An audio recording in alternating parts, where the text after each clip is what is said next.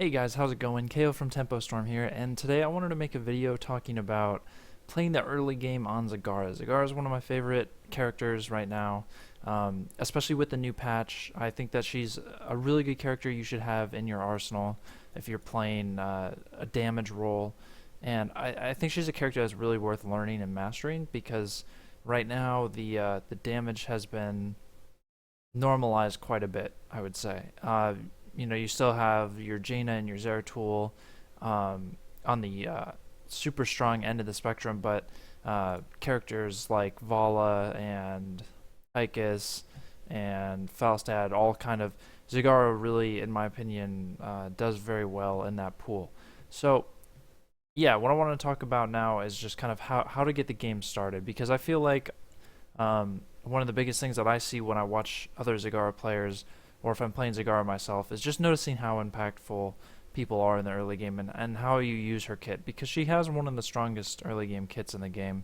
And having a really strong early game on Zagara and transitioning that into the mid game, it puts you in a really good position. You can really give your team a nice solid advantage just through map control and all that good stuff. So yeah, anyways, here we go. We're in a replay right now. I'm just going to be going over a couple of the things, that are going through my head, decisions that I try to make in game. First of all, you want to know what you're up against. So whenever you get into a game like this, make sure you take a look at the enemy team and see what kind of roaming and ganking threats you're going to be dealing with. So in this case, they have a Jaina, they have a Butcher, and a Nova. So that's a lot of threat. Potentially a team like this. Now, of course, like their comp, sure, it's not like that good of a comp. They don't have a tank and stuff like that.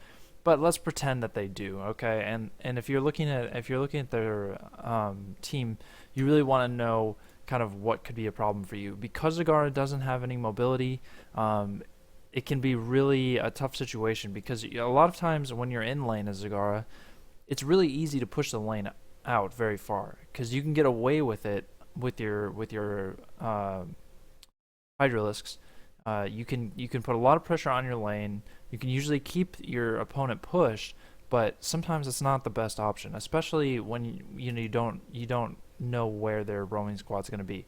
So once you've identified what kind of roaming threats you're going to be up against, the next step is to know where they are. You need the information. Figuring out where on the map the enemy gank threat that's gonna give you your windows of opportunity. Okay, so constantly what I'm gonna be doing, I already know what I'm up against. I don't know who I'm gonna be laning against, as I'm just getting this game started, but I know that I'm gonna keep an eye on the lanes and immediately be looking for the Nova, the Butcher, and the Jaina. And as soon as I find those people, as soon as I see that they're doing any kind of laning setup, I'm immediately going to be putting a lot of pressure on my lane.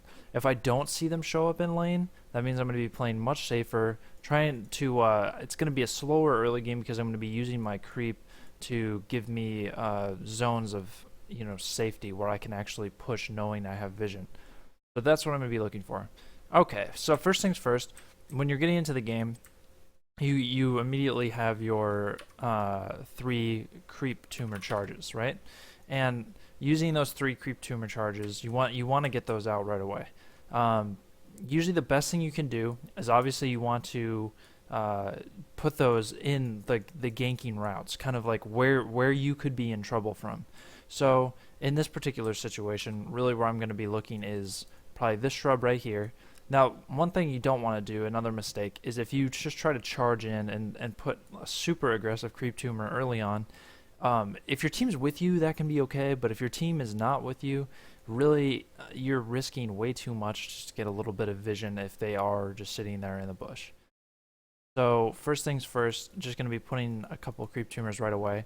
And then the other really important creep tumor you're going to want is one safety creep tumor. And that is going to be one that you put kind of maybe right in the corner here, just somewhere near your gate, somewhere near your base, somewhere it's not going to be destroyed for free. And that creep tumor is going to give you a little bit of a regen zone that you're going to have. Because of course with this build, and if you want to see the build, by the way, I just did a guide on the website for Zagara, and there'll be a link to that in the video description. So definitely check that out as well, and you can see all the build choices and why I take what I take. But what we're getting here is the regen on Creep Tumor, increased health restoration 200%. So that's going to be a great tool for you early on trading. But what you want to make sure is you just have one Creep Tumor that isn't going to be in the range of harass, and it's not going to get taken out while you're trading with somebody and trying to clear the wave. So immediately, I'm going to be coming down here looking to get my first couple Creep Tumors out. And another thing you can do, by the way, if you need to be checking bushes, don't be afraid to use roaches. Just you can check that way. It's not the safest thing, but at least gives you some heads up. So really looking at their team is what makes me play so carefully here. See, just like I was saying, I do put that Creep Tumor down here. This is a move that a thing that I do quite a bit. I'll put one down there in just a very safe position that I know I can constantly just use for that little bit of sustain. And I get one here. I should be getting one probably a little more deep, like using like a roach right now or something, just to make sure I'm okay. All right, so I just go for it there.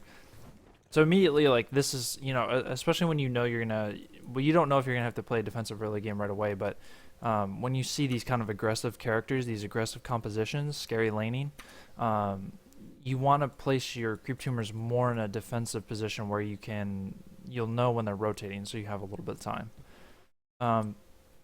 The first thing I'm going to do is I'm going to be looking to push the wave now that I've seen where pretty much everyone is.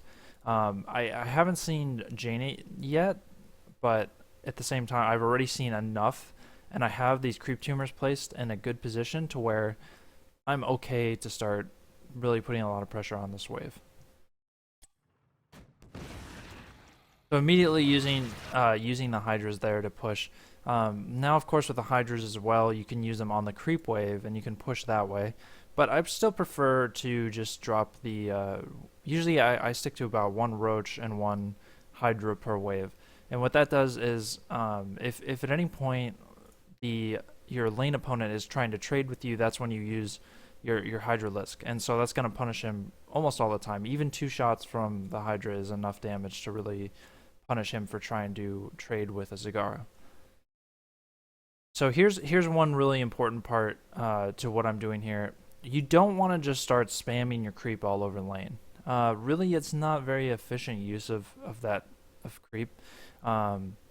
Sure, you're gonna have a lot of control over your lane, but it's very, very easy for them to clear because they don't have to go anywhere to do it. And also that creep, if you just spam it out in lane, it doesn't really help you nearly as much either. Sure, the regen is nice sometimes, and I'll definitely put a couple Creep Tumors in the lane, but I see a lot of Zagaras just go crazy and just non-stop, just spam here, spam here, spam here, anywhere in the lane that they want. They're just throwing them everywhere. And what ends up happening is, sure, there's creep all over their lane, but then the objective spawns, and that creep doesn't help them at all anymore. So what I do is I hold on to my Creep Tumor charges. So I have 1 now, and I'm going to wait for that to get to 3. And at 3, I'm going to be pushing the lane as hard as I can, and then I'm going to roam out, and I'm going to put my Creep Tumors as aggressively as I can.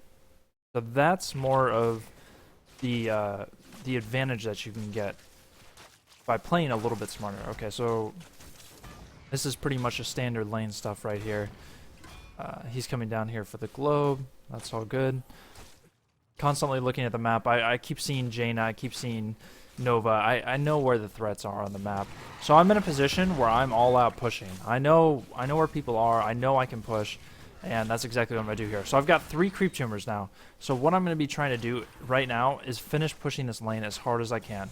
And then I'm going to immediately rotate out to start placing these 3 charges. So now I'm going to use these charges. And you can see the positioning much more aggressive on these Creep Tumors. And this is where you really start helping your team. So now, instead of having placed these 3 tumors just all over willy-nilly in the lane, I actually have them in really important rotation positions. This is going to be good scouting for if they try to make a move for giants. This is, if I can get one here, that'll be really good. In general, just getting them out here and, more aggressively is what you want to look for. The other really cool side of this, and this is definitely something that people underestimate, is that right now for Hammer, when I return to lane and I'm fighting Hammer in lane, for Hammer to deal with my creep, sure, he probably knows that there's creep tumors I'm putting down over here. But now what I'm going to do is I'm going to come back to lane, and now I can shove this lane out, and now he has to make a decision where he has to rotate away from the lane and away from the experience in order to clear this out. So it's not as much as an easy clear as it is like if I have creep tumors just in these bushes here, because he can just roll up and clear those anyways. He doesn't have to make any kind of rotation. So that's just another thing that I use to my advantage.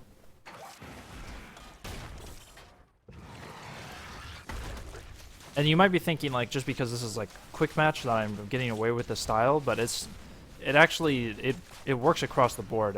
Zagara pushes very hard, and people, pretty much any character in the game can't really stand toe-to-toe with Zagara and trade with her.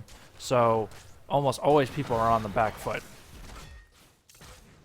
So that's what I'm talking about, where, like, sure, I'll place like one creep tumor, and that was also a perfect example of him just immediately clearing that out with very little. I mean, he had to do very little to eliminate what I just did.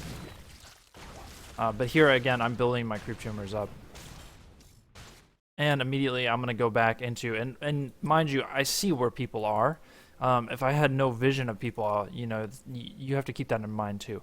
But now I'm starting to open up my window, so I can actually rotate in here more safely each time I do this, because I'm being, I'm constantly just increasing my map vision. So here I go. I'm going to place a couple more creep tumors. Now we'll know for sure if they're doing their giants. And what's cool about placing tumors in positions like this is to clear it, they have to aggro the giants, which is good. Because that means I'll probably get dismounted, probably just take a little bit extra poke. Okay, so here's a good example of, okay, so the wave's coming now, and he rotates up here to clear one creep tumor. And that's, so he makes this rotation while there's no experience. So he's not missing experience, he's being smart, but he can't just stay here and keep clearing these. He has to get back here to the wave. And you can see how this starts to get out of control, and you start taking over your enemy jungle. So I'm going to be coming straight back to lane. He takes a lot of poke there just by being out in the open anyways. Immediately I'm going to be pushing this out, and now it's very difficult for him to clear that out without having to make a tough decision, because he has to either stay here, his towers are going to be drained soon, and if he goes up here and tries to clear out creep instead of dealing with a wave, he's going to be way behind. And meanwhile, I'm just building up more charges, getting ready to spread more creep into the jungle. I think that's exactly what I'm going to do right here. Yeah. Okay. And this right here, guys, is basically where I'm going to end it. And with this, I just want to show you as kind of a snapshot. This is the kind of thing you want to go for. And I'm one of the, I would say, dominant Zagara players right now in the competitive scene. And this is something that definitely works. And consistently, I get a lot of games where yeah, I'm giving my team a huge advantage going into the mid game because I'm really proactive and smart about where I'm placing my creep and how I'm using the charges. I've got this guy's lane pushed to where his towers are drained now. On the next temple rotation bottom, we're gonna have a nice solid advantage because they're gonna have nowhere to run to. We could even snipe this wall really quick. Any kind of rotations that they're doing through here, we're gonna see now. They can't take their giants safely, and overall, you can just see kind of how much of an advantage you can from making such a small play as being smart with your creep tumor management. Anyways, guys, definitely check out the guide if you want to see more information about this. I just wanted to talk more about the early game specifically because I feel like the early game on Zagara is one of the most underestimated things, and one of the biggest mistakes people make is they don't give their team the advantage they could. Hope you guys enjoyed the video. As always, thanks for watching, and I will see you guys next time.